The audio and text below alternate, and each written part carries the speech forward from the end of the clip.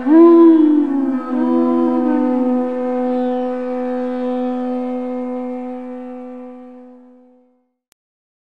Namo Bhagavate Vasudevaya. Om Namo Bhagavate Vasudevaya.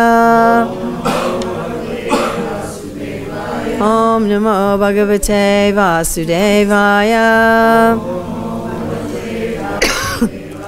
November 27th, 2018, at Krishna Balaram Temple in Vrindavan. Reading from Bhagavad-Gita, Chapter 7, Knowledge of the Absolute, Text 1. Shri Bhagavan Uvacha Maya Shakta Manaparta Yogam Yunjan Madashraya Asamsayam Samagramam Yatagna Tachtrinu Shri Bhagavan Uvacha. The Supreme Lord said, Mai, to me, Ashakta Manaha, mind attached, Partha, Osanaprita, Yogam, self-realization, Yunjan, practicing, Madashrayaha, in consciousness of me, Krishna consciousness. Asamshayam, without doubt. Samagram, completely. Mam, me. Yata, how. Gnashyasi, you can know. Tat, that. Shrino, try to hear. Srila Prabhupada's translation.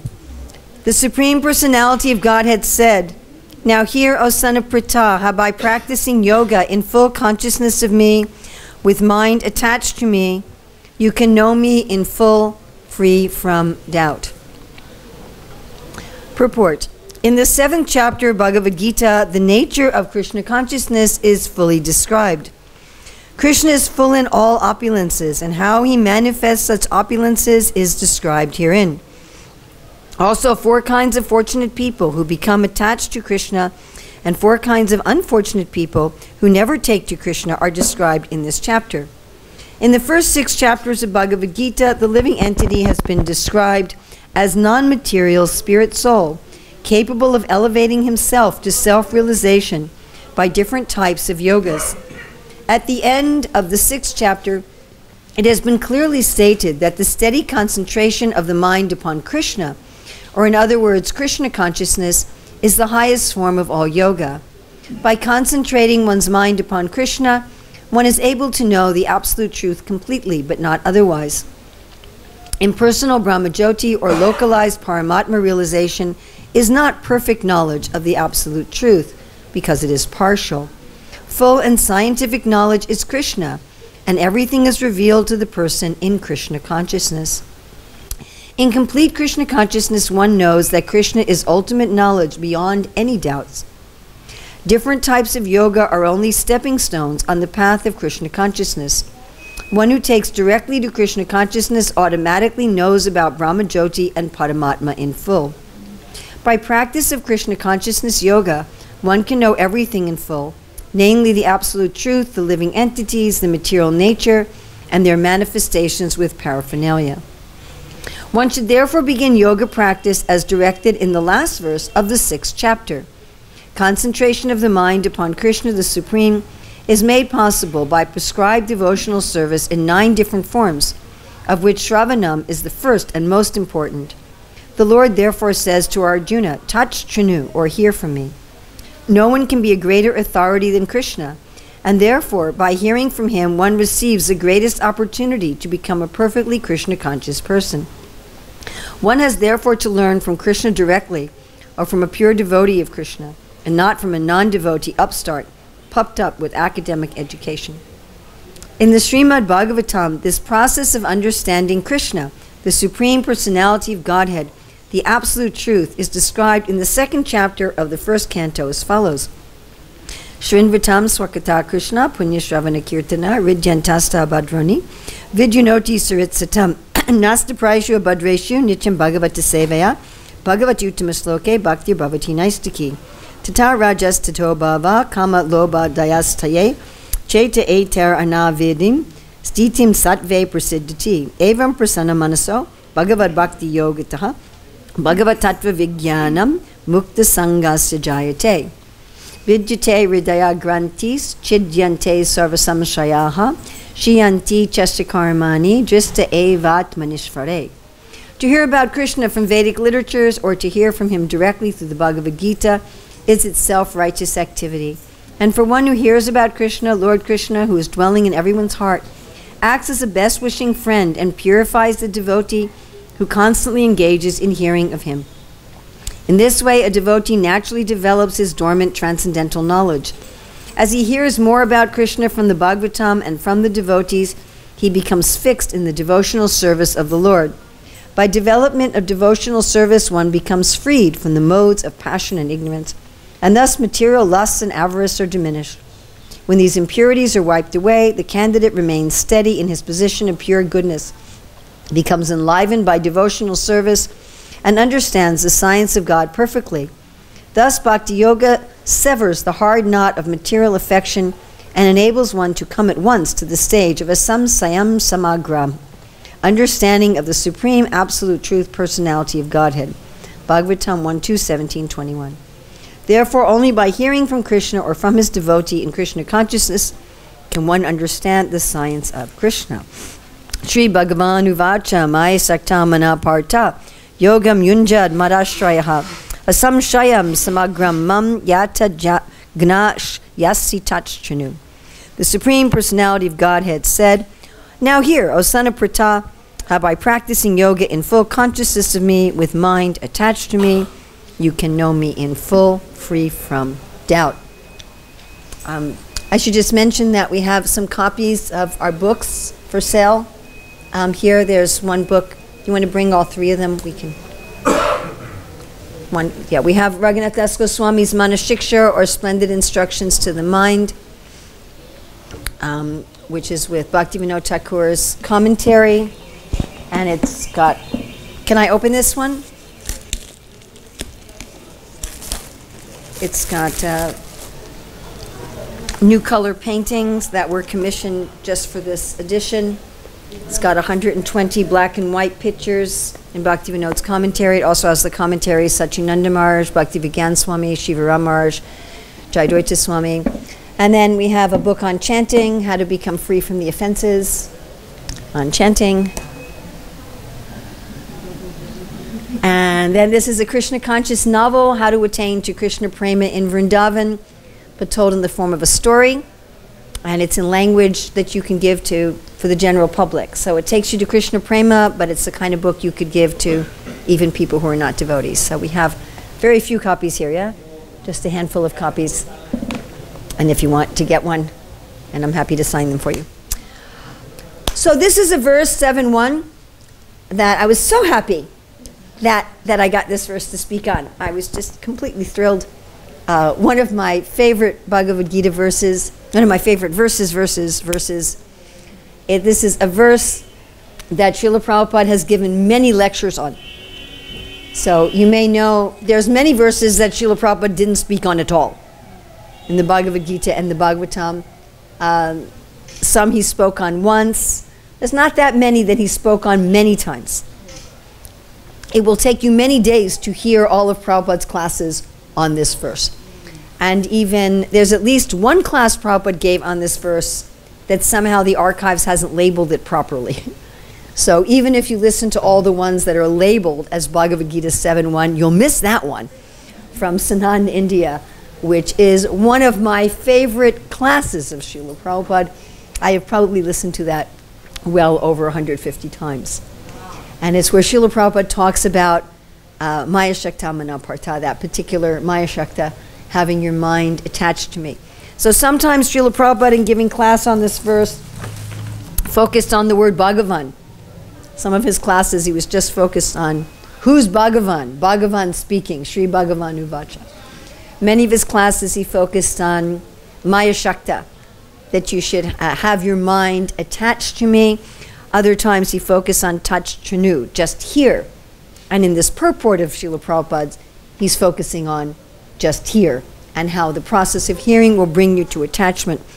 Other times Prabhupada focuses on ashamshayam samagram, that one will understand Krishna completely and without doubting. And other times Srila Prabhupada focuses on madashraya, that we have to take shelter of Krishna. So what I did in preparation for this class was I listened again to as many of the classes that Srila Prabhupada gave on this verse as I had time to do between finding out I was giving the class and today. And I'm going to try to take the points that Srila Prabhupada made in these different classes and put them all together into one package. What do you think? All right. Now, it's extremely important in considering this verse to consider the verse that went before. So what was the verse that went before? What is the last verse of chapter 6? Very famous verse. The perfect yogi. The perfect yogi. Anyone know the Sanskrit?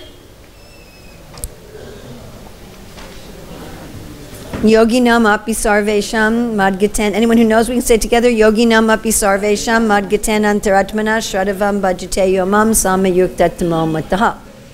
So after Krishna goes into this whole discussion of Dhyan Yoga, Astanga Yoga, then he says, you know what?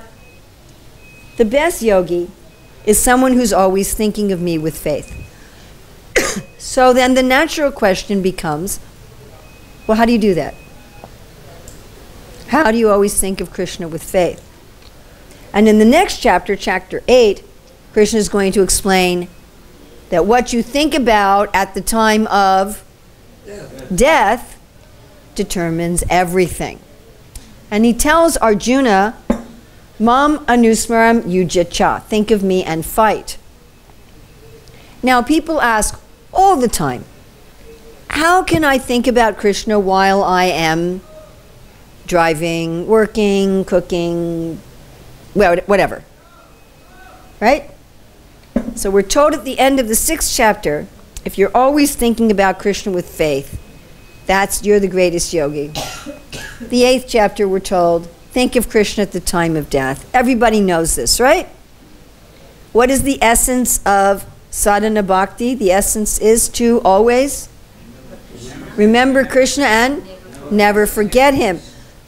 And sadhana bhakti begins with always thinking of Krishna, according to Rupa Goswami. If you're not thinking of Krishna, you're not doing sadhana bhakti. In the 12th chapter, Krishna describes abhyas yoga or practice yoga as always thinking of him. And he says, if you can't do that, then just do some work for me. So if we're working for Krishna, but not thinking of him, that's not sadhana bhakti. That's Krishna karmani.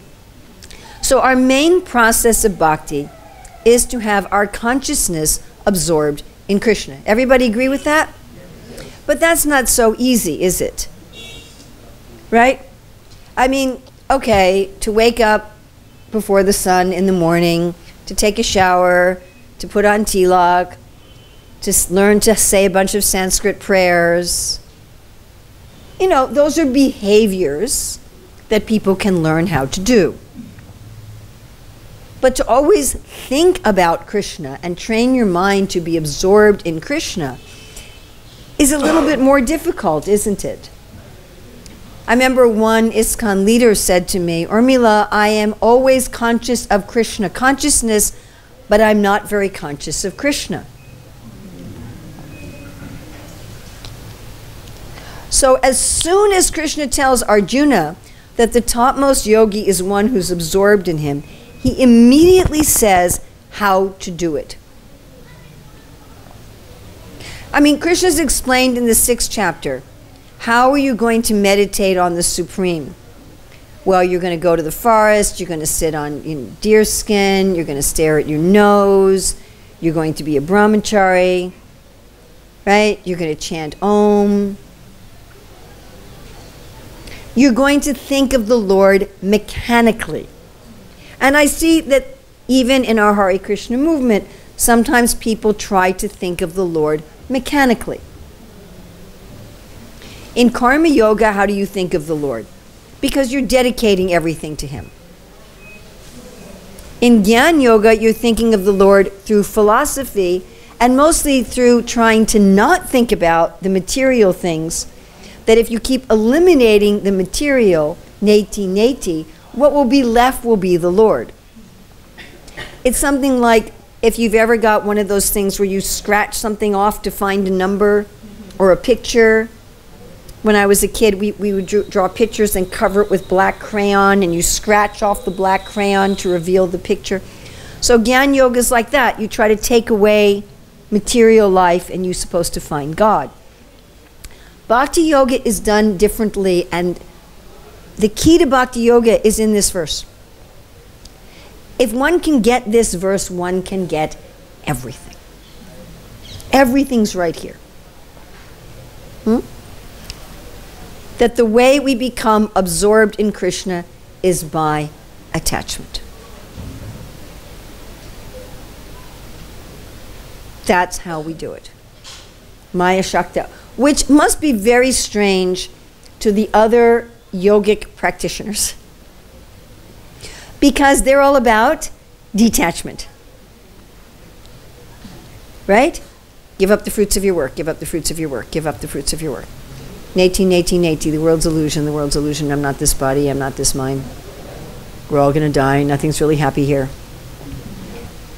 I shut the doors of my senses.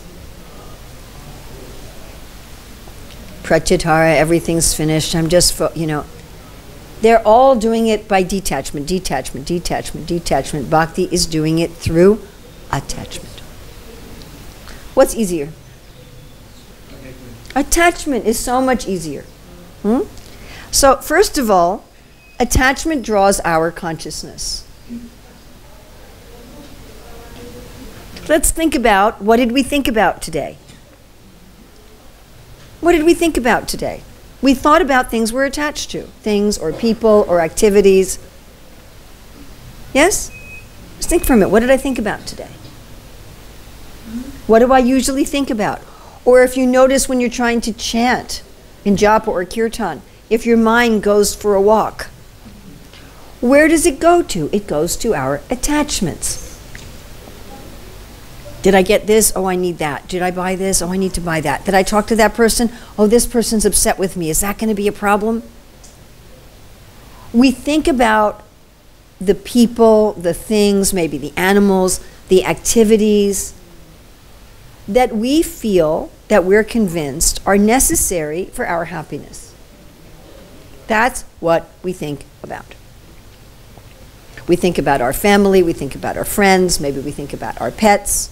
Somebody thinks about their sports team or their favorite TV show or their clothing or their car or their home or their phone or their job.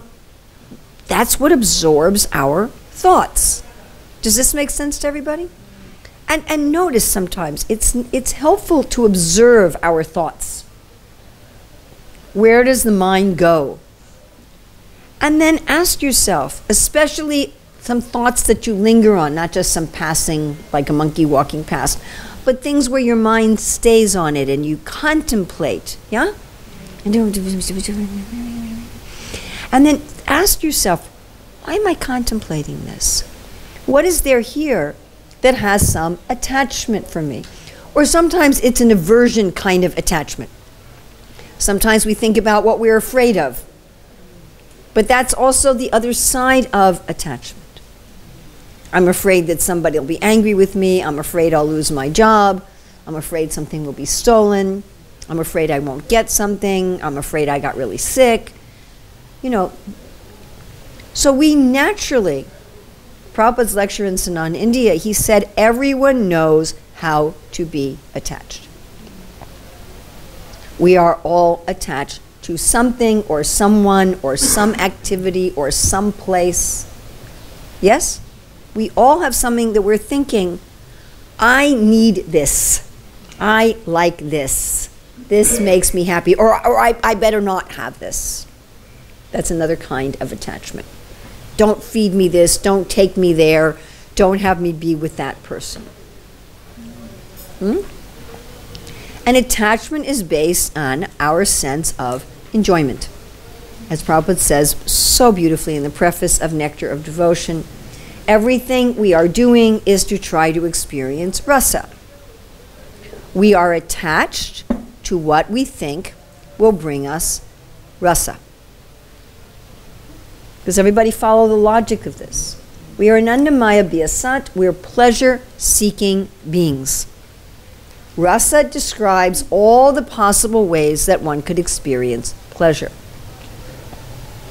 We decide, oh, this thing, person, place, animal, activity, whatever, will give me rasa if I have a connection with it. We have the word here, yoga. Yoga yunjan. If I get a connection with this person, this animal, this place, this activity, this thing, I will experience rasa. We then start feeling, I need this thing, or I need not to have this thing. And we become attached. And attachment is demonstrated where whether or not we get that person, animal, place, thing, activity matters to us. We have an emotional reaction. Correct? Like, I don't have any attachment to these cartels. If you took them off the table, my emotions are flat, whether they are there or not. But I have some emotional attachment to this device. If you took it and walked away with it, I would feel some emotional distress. Clear? Our mind goes to that which we are convinced will give us rasa or will interfere with rasa. The same process can be used with Krishna, because Krishna is Akila Rasa Mrita Murti. He's actually the source of all rasa. And of course, materially, the material rasa we try to experience is not that enjoyable, is it? We're not going to try to convince everybody of that in this class. But let's just say that we all agree that material tastes are not what we ultimately want. Yes? At least theoretically we accept this. Correct? Yes? Having beautiful clothing and lots of money and nice food and an attractive romantic partner and a big house and a high status job, and you know, that's not so satisfying ultimately. Yes? Do we all agree with that? I hope that's why we're sitting here. Okay. At least in theory we agree with it. At least as a philosophical construct. But Krishna is the source of all rasa, in an actual rasa for the soul. So it should be quite easy to become attached to Krishna, because Krishna is actually satisfying for the self. He is satisfying for the self because he is the self of the self. Ultimately, as explained very nicely by Sukadeva Goswami in regard to the Brahma Vimohan Lila, each of us has our most attachment to ourself. I'm much more attached to my body than I am to my shoes. If my shoes get cut, broken, it's not as horrendous for me as if my finger gets cut. Yes? And I'm more attached to my mind than I am to my body. And ultimately, I'm more attached to myself than to my mind or my body. But Krishna is the self of the self. He's the super soul. So actually, it is natural to be most attached to Krishna. It's my connection with Krishna that gives me all happiness. Even materially speaking, whatever perverted, minuscule rasa we taste in this world is actually coming from Krishna. Rasoham apsukonteya. He's the taste of water. Even the pleasure that I get from drinking water in this world. He's the light of the sun. He's the life of all that lives. He's the intelligence of the intelligent. He's the prowess of everyone powerful. He's adventure. Everything I take pleasure in is really Krishna, even if I'm taking that pleasure separately from Krishna in a materially perverted way. Is that correct? Right? So it's very natural to be attached to Krishna as the source of everything that I want. Now, ultimately, we should become attached to Krishna not as a source of pleasure for me. That is a sakama devotee. I'm going to be attached to Krishna to please me. But ultimately, I should become attached to Krishna in the sense that if I please him, that's so satisfying that I forget about pleasing myself. It becomes irrelevant. But we certainly know this process of attachment. The process of attachment, I hear about something, I interact with it, it brings me some happiness, it fulfills my desires, it fulfills my needs, and then naturally I become attached to it. So this same process, just like Rishabdev says, that if you associate with materialistic persons, it's the door to hell, but if you associate Mahatseva, then you go the same service, the same attachment when applied to the devotees liberates you. The same thing. You're attached to your friends who go to the discotheque and the bar, the pub, you become degraded. You get attached to your friends who go to Mangalarti, you become liberated. Now, in one of the classes, Srila Prabhupada said, oh, does that mean we need to give up attachment for our family? And it's interesting, in this class, Prabhupada said, no, you have to polish your attachment for your family. He used the word polish. And he was saying, get together with your family, chant Hare Krishna, read the books. When we become attached to Krishna, that brings us real love for our family, for our friends, for the sunrise. All the things that we're attached to, all the things, the people, whatever we're attached to in this world, that love we have for them, that attachment we have for them on a mundane level is actually very insignificant. But when we become attached to Krishna, that love is significant. And that allows us to have love for everyone else. Just like, why do I love my hand? Because it's attached to my body. How much can I love my hand if it was cut off? How much am I going to love my hair if I cut it off and it's on the floor? Do you love your hair when it's on the floor? I don't. Right? If I comb my hair and my hairs are on the floor, I don't feel any affection for that hair. But if my hair's on my head, I feel affection for my hair. I like my hair. I mean, I actually don't like my hair, but... But you understand what I'm saying. You're like, oh, my hair. Does that make sense to everybody? Trying to love somebody separate from Krishna, it's like trying to love your hairs that are on the ground. It's not very satisfying. You can say, oh, look, it's my hair.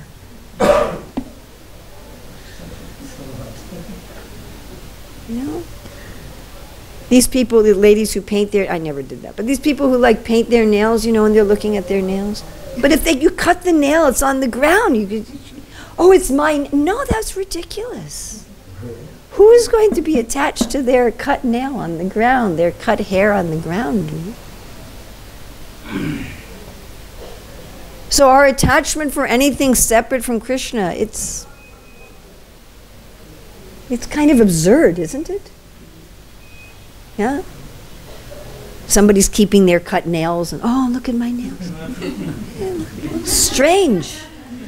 So when we're attached to people and anything in this world separate from Krishna, from the point of view of the great devotee, it's a little strange. But when the nails are on your body, it's useful. Right? Your nails are useful, yeah? Hair is useful, keeps your head warm in the winter. So once we're attached to Krishna, everything's part of Krishna. Then our attachment for them and our love for them is a natural part of our attachment for Krishna. Then it's a healthy, normal thing. Right? If someone says, oh, I wash my hair, that's normal. If I'm washing my cut hairs, that's strange. So we shouldn't be worried that if I become attached to Krishna, that I won't love anybody and I'll just be hard-hearted. No, I'll have actual love. I'll have a normal, healthy love. So love for Krishna doesn't mean I withdraw my love from everyone. It means I actually give it in the right way. All right, now how do I do this? So here we have Madashraya. I have to have Krishna as my shelter. What does that mean, my shelter? Oh, it means I have a shelter. Like this room is a shelter. Right? It's getting cold right now. But we don't feel so cold in the room. It's sheltering us from the wind. It's sheltering us from the mosquitoes. It's sheltering us from the monkeys. Right? It's giving us a sense of protection and care. And that's, we get attachment to that, to those and the places and the things and the people and the activity that give us a sense that we're cared for. Isn't that a fact? Like most people have an attachment to their parents, to their home, to their homeland, to their home country. Why? Because we feel it gives us a sense of shelter. So think of Krishna as our shelter. He's our security. He's our peace. He's our protection. Because he is, actually. A building, our family, our country, you know, they're not always there for us, are they? But Krishna is always there. So have Krishna as our shelter. And Prabhupada really emphasizes that having Krishna as our shelter also means to have the pure devotees as our shelter, to have Guru as shelter. How are we going to know Krishna as shelter unless we're connected through the devotees, unless we're connected through Guru? We won't even understand like that. And how will we know all these wonderful things about Krishna? By hearing. By hearing. By hearing Krishna talk about himself, by hearing the devotees talk about Krishna, then we'll understand, oh, Krishna is my shelter. Guru is my shelter. Krishna is the source of all rasa. Everything I could want and all these things I don't even know that I want, everything I can need and things I don't even know that I need are all satisfied in Krishna. Therefore, my attachment should be to him. That we gain by hearing, and the more we hear about Krishna, the more we become convinced. But what happens is not just an intellectual conviction.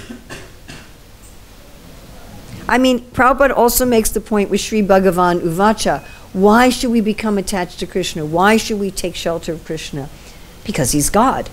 In one class, Prabhupada said, but God is not quite the right term. He says, therefore we say Godhead. He's a supreme, because so many people can say, oh, he's like a god or he's a controller, but he is the head, he's the chief of everything. And the supreme personality, not just the Brahmajyoti, not just Paramatma. And Bhagavan is full in 6 opulences. If we think again, instead of rasa, if we think in terms of opulences, prosperity, everybody wants to be prosperous. And how do we define prosperity? Each of us does it a little differently. For some of us, we want to be prosperous in Shri. We want to have beauty. We want to have physical beauty, perhaps. We want to have beauty in our clothing, beauty in our home, beauty in our environment. Isn't that a kind of prosperity? Just like you go to the MVT and there's a garden and there's flowering trees. And so that's a kind of enjoyment, isn't it? To have that prosperity of beauty. It also means charisma and splendor, Shri. And then there's virya, the prosperity of health, of strength, strength of mind, of determination, strength of body, vigor, vitality, energy. That's a kind of prosperity, isn't it? Isn't that a kind of wealth? Yes? Then there's the prosperity of yasha. Yasha means fame. But fame also implies community. In other words, people like you. People talk about you in a favorable way. Sometimes people come to me, they say, oh, Urmila, I've heard so much about you, and I always wonder, what exactly did you hear? So yasha means people talking about you, but talking about you because you're dharmic, saying good things about you. So yasha implies the prosperity of community. Community, family, that you're surrounded by other people and people who like you and you respect you. Right? And then you have gyan, the prosperity of knowledge. So that's another kind of wealth. If you know things, right? It's just like today with all this technology. If you have the technology but you don't know how to use it, it's like you don't have it, isn't it? Right? Knowing how to do things. I have a problem when I'm here that I don't know Hindi. And so I become very poor in a sense. Right? I'm talking to someone and I'm not able to communicate. That's a kind of poverty, isn't it? Right? So it's a kind of wealth to be able to have knowledge, knowledge of language, knowledge of how to work things in the world, knowledge of how to be healthy, knowledge of relationships. That's another kind of prosperity. And then there's Aishvarya. Aishvarya can mean just literal cash, but it also means Ishwara. So this is the wealth of having followers, having servants, having some kind of power, having some kind of leadership, having some kind of control, even autonomy, having some control over your own life. That's another kind of prosperity. None of us would like to be a slave, or none of us would like to be in a position where someone else tells us what to do all the time. And then there's the prosperity of Vairagya, simplicity. That being able to live with simplicity and freedom, like the traveling musician has this prosperity of Vairagya. And that's another kind of prosperity, isn't it? Another kind of happiness, another kind of wealth in life, that one has freedom. So, Sri Bhagavan Uvacha, Bhagavan has all of these prosperities in full and on the level of Ladini Shakti, on the spiritual level. When we try to enjoy these prosperities separate from Krishna, like when we try to enjoy rasa separately from Krishna, or try to have attachment separate from Krishna, we don't really get that prosperity, do we? No. First of all, we're always afraid we'll lose it. Our beauty, our health and strength, our knowledge, our fame and community, right? Our autonomy and power, these can all be lost about that fast. Isn't it? You can go from fame to infamy in about 2 seconds, especially with the internet. Right? You can lose your health and strength in a moment. You can lose your beauty in a moment. Right? Lose your knowledge in a moment. A little harder to lose your renunciation, but even that happens. We've seen many people in our Hare Krishna movement who were very renounced and lost their renunciation. So one can lose any of these things on the material platform. But Bhagavan has these opulences on the spiritual platform as Ladini Shakti, where they are genuine. The beauty, the strength, the health, the knowledge, the renunciation, the autonomy is all real and eternal. So when we hear about Bhagavan, again, naturally we become attached. Oh, yes, I would like that. I would like the source of all rasa. I would like the source of all happiness. I would like the real shelter. I would like the source of all genuine prosperity. That's what I want. So when Bhagavan speaking become attached to me, he says, and we hear that, naturally we can become attached. But then it's not just an intellectual conviction. When Krishna is saying here, asamshayam samagram, you will know me in full, free from doubt. An intellectual conviction, there will always be some doubt. Well, does Krishna really have all the opulences?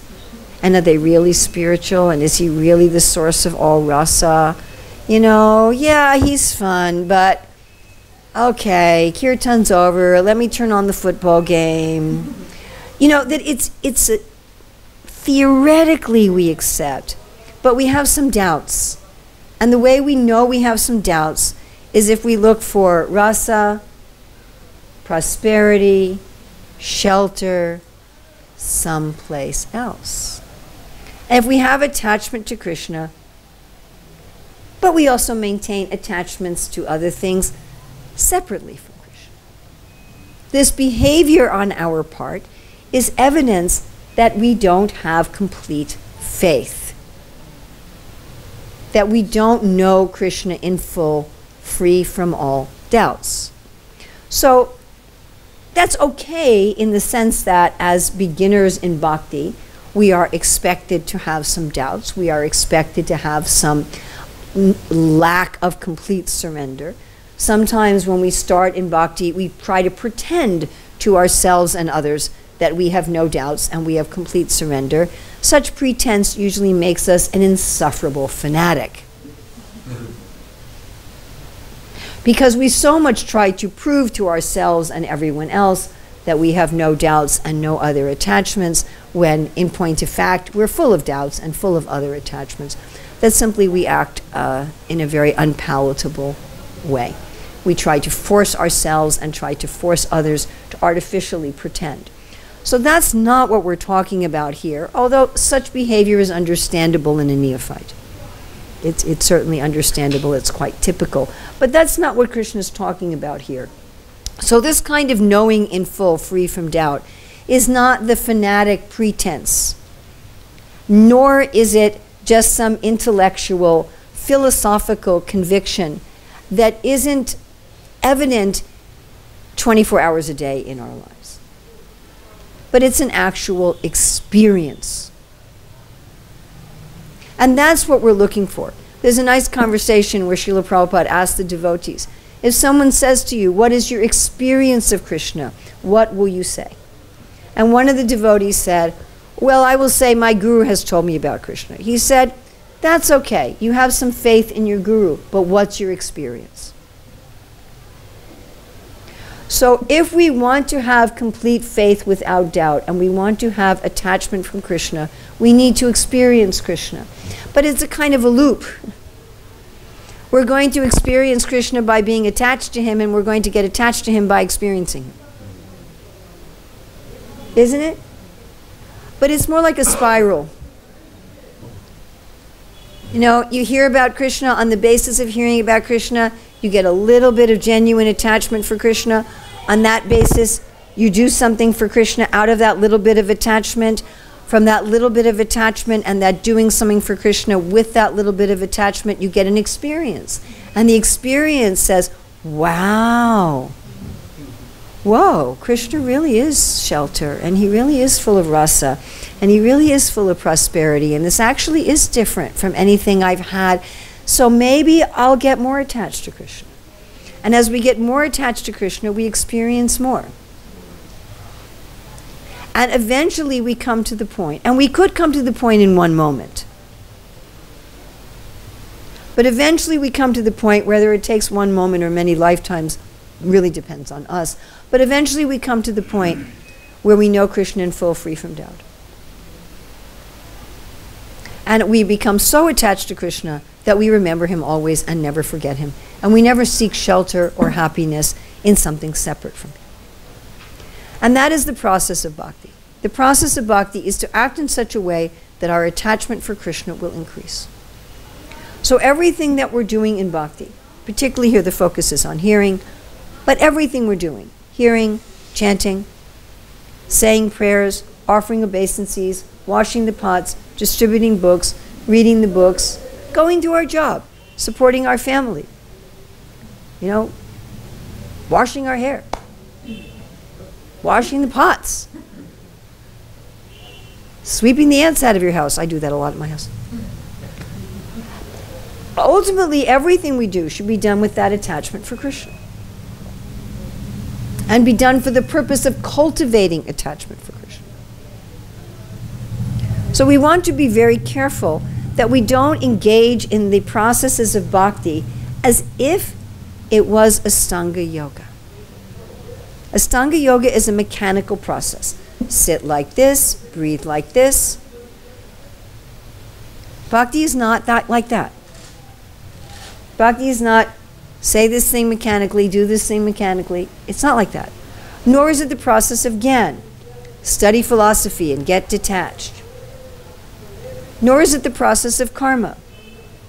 Work for Krishna, work for Krishna, work for Krishna. No. It's a process of emotional attachment. And the things that we do on the physical level, offering obeisances, offering a lamb, whatever it is, should be to get our emotions, our mind attached to Krishna. If we do that, we are in bhakti. And if we do that, our progress will be very fast, because bhakti is a very fast process. If we're finding our progress in bhakti to be slow or very difficult, it may be due to offenses which cause us to be unattached to Krishna. It's the function of the offenses. It may be due to thinking of bhakti as another kind of yoga, basically mixing other kinds of yoga with our bhakti. Or it may be due to just being on the level of Krishna Karmani, just being on the level of working for Krishna and not really on the level of trying to become attached to Krishna. So this one verse is really, it's like there's so much packed into this verse that even just, Prabhupada would often say one word. Whenever Prabhupada would say that, I always think, and? The? With this verse, every word is so saturated with meaning, and it's a whole map, it's a whole guidebook. What does it mean to be a bhakti yogi? And how do you do it? It's not that difficult. I am capable of becoming attached to a phone. Imagine that. We human beings are capable of becoming attached to a phone. I was at a program in Europe where one of the devotees had lost her phone, and she was crying. I mean, I might cry too, I'm not going to make fun of her. We're capable of becoming attached to a little piece of plastic and metal.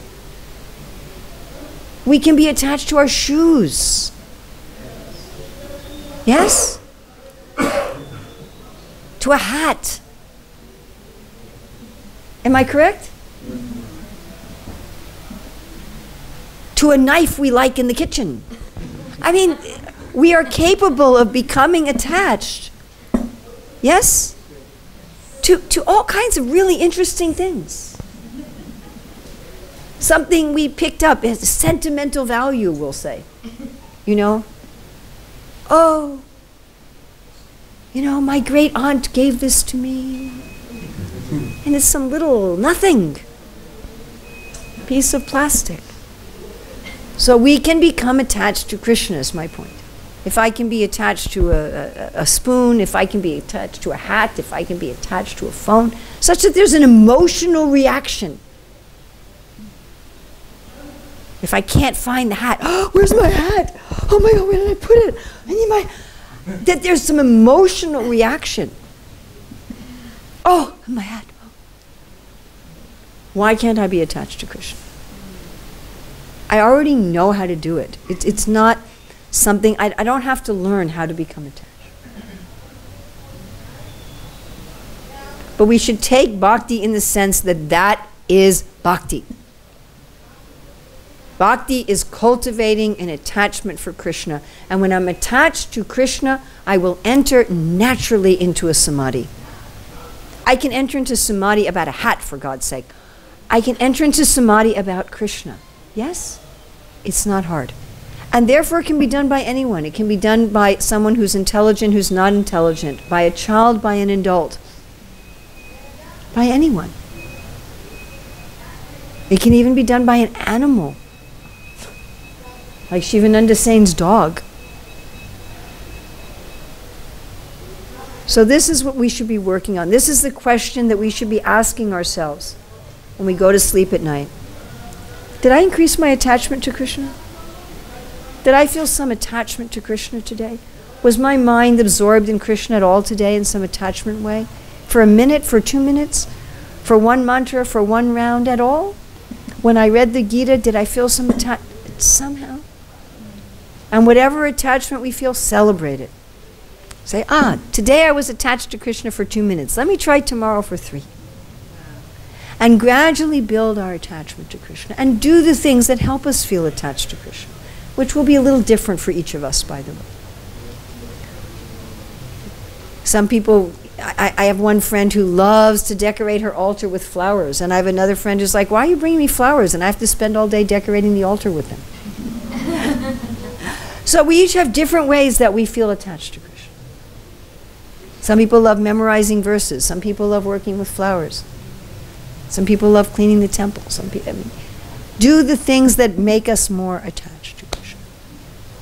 So I'm very, very, very happy that I got a chance to speak on this verse. I hope there was something here that you could use. So we have some time for questions, comments, additions, subtractions, chastisements, corrections.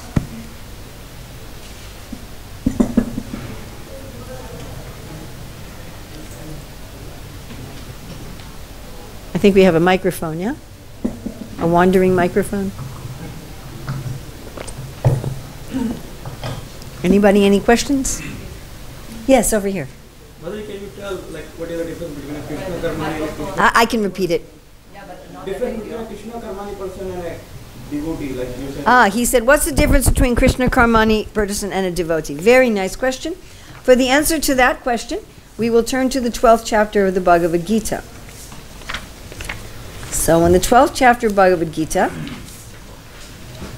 Krishna is saying, do this, and if you can't do this, Krishna gives a plan A, plan B, plan C, plan D, and plan E in the 12th chapter.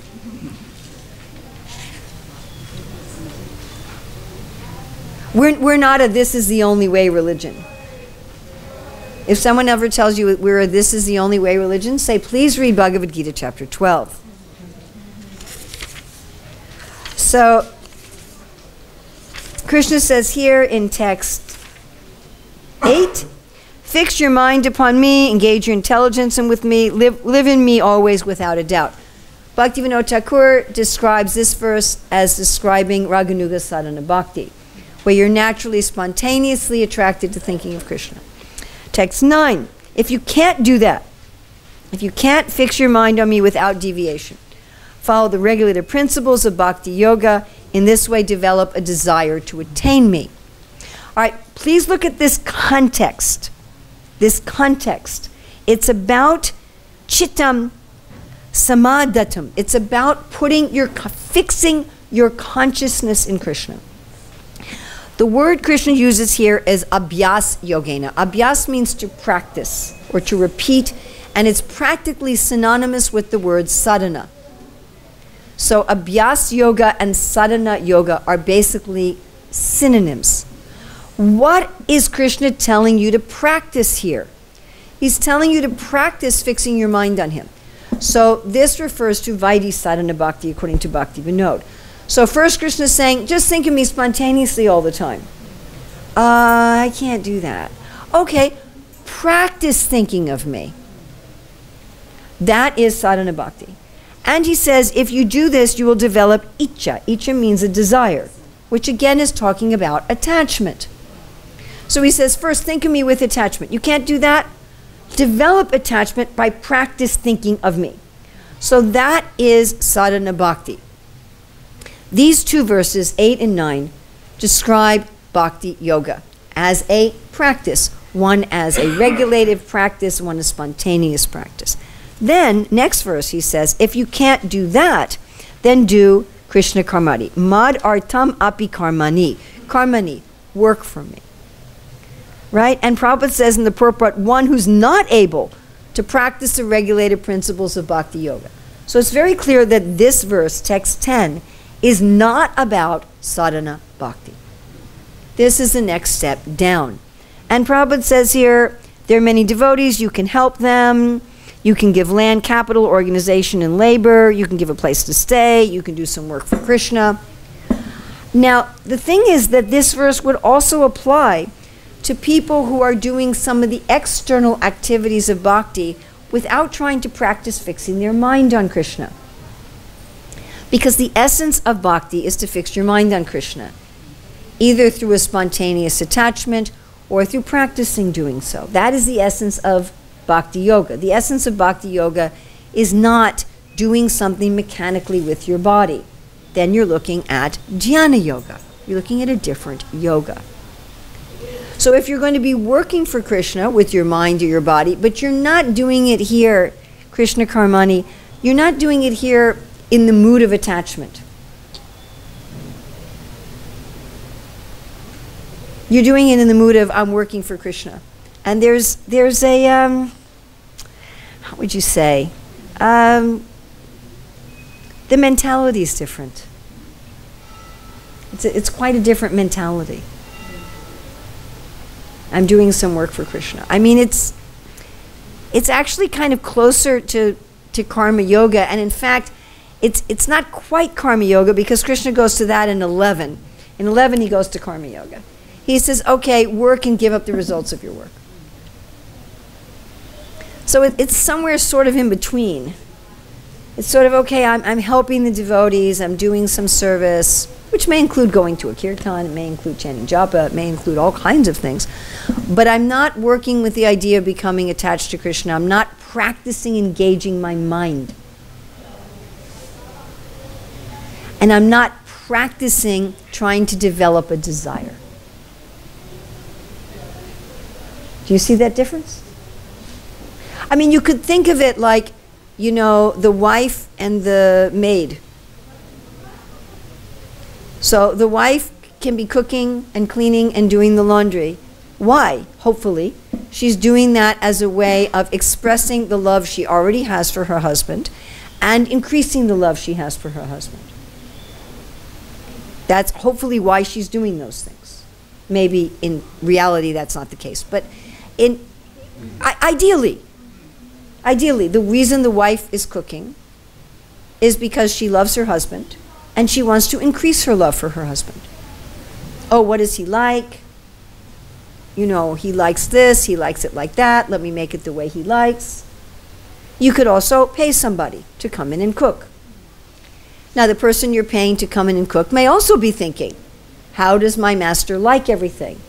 But the servant is not trying to develop an attachment to the master at all. The servant just wants to make sure that they don't get fired.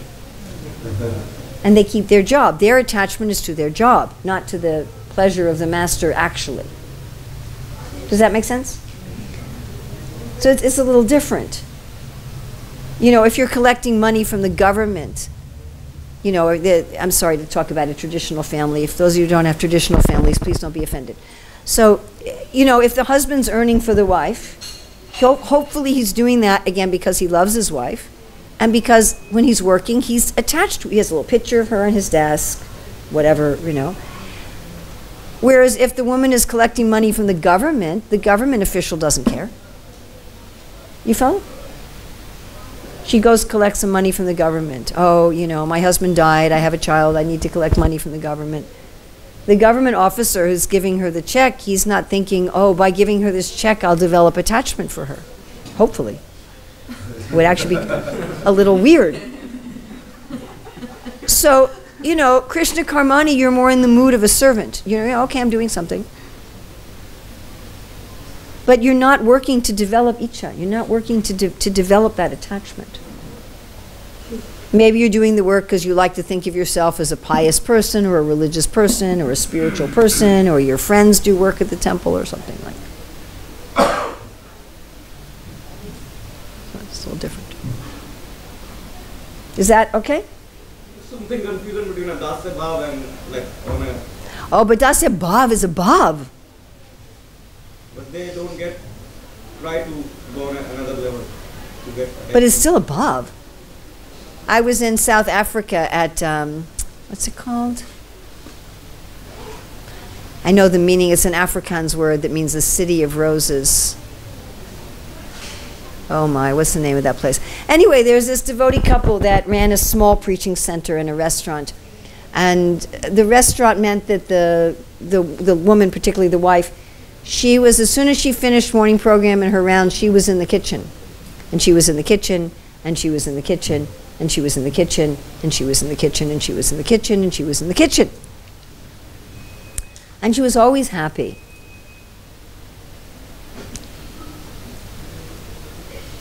She was just in the kitchen happy. She worked really, really, really hard, but boy, she was just happy. She loved her service. And one day when I was there, I looked at her and I felt a feeling.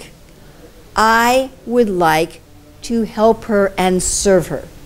That's dasya bhav. You're inspired by somebody. You love somebody. You want to serve them because you love them. You feel some... I didn't think... I mean, I was a guest. All right, I didn't think... My mother taught me that when I'm a guest, I should help out. That wasn't it. It wasn't, oh, she's working hard all day in the kitchen and I'm just sitting around being lazy. You know, I should help her. This isn't very moral. That wasn't it. Or even, she's doing wonderful preaching, distributing prasadam. It's my duty to Srila Prabhupada and to the movement to help her. That wasn't it. I was just like, I want to serve her. It was a natural, spontaneous desire and emotion. You know, you see somebody, some elderly person fall and you help them up. Are you helping them up because your parents taught you to do that? Maybe.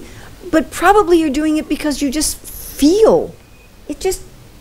You're not processing it. Isn't it? You just, oh, here, let me help you. That's Dasya Bhav. That's different. And Dasya Bhav of the great devotees as a Sthai Bhav is an incredible, ecstatic state of deep attachment to Krishna. Dasya Bhav is different from the Dasya of the 9 processes. The Dasya of the 9 processes is saying you can, clean the temple, you can make garland, or that might be archana. You can do all kinds of things for Krishna. But in that Dasya of the 9 processes, just like the Sakya of the 9 processes is not Sakya Bhav. That's different. All of us can see Krishna as our friend, as a sadhana, even if our swarup is something else. Even if you're Krishna's mother, a mother person in the spiritual world, you can see Krishna as your friend in terms of a sadhana. He's my well-wisher, etc., etc., etc. But if you're doing service, but not in the mood of at least trying to develop your attachment for Krishna and trying to develop your interest in Krishna, yeah, it switches into Krishna Karmani. But that's not only true for Dasya, it's also true for any of them. It's true for any of them. If you're, listening to a class because you think by doing that you're going to get pious credit, or you'll impress your buddies that they have you listening to the class, or you'll learn a lot of things and you can impress somebody with your knowledge, but you're listening to the class. It doesn't have to be Dasya, it can be any of them. Or, Padasevanam includes going on pilgrimage. If you're going on pilgrimage just so you can say, I've been to all these places, and, So you can do any of the 9 processes. I'm trying to think how you could do surrender as Krishna Karmani. I have to think about that one. But you could do any of them in a mood without some attachment, without trying to develop attachment. But yeah, the 9 processes are a little different than the bhavs. So I know we have Sakya and Dasya as both 9 processes that anybody can do, and we have them as a Sthai Bhav, which is a different category of thing. You may not be one of Krishna's friends in Goloka Vrindavan, but you can still practice a sadhana of friendship. Okay, I think we should end here. Thank you very much. Again, we have some books for sale. We just have a few, so if you're interested, we have Raghunath Das Goswami's Manashiksha and a book on chanting and a Krishna conscious novel. Thank you very much. Hare Krishna.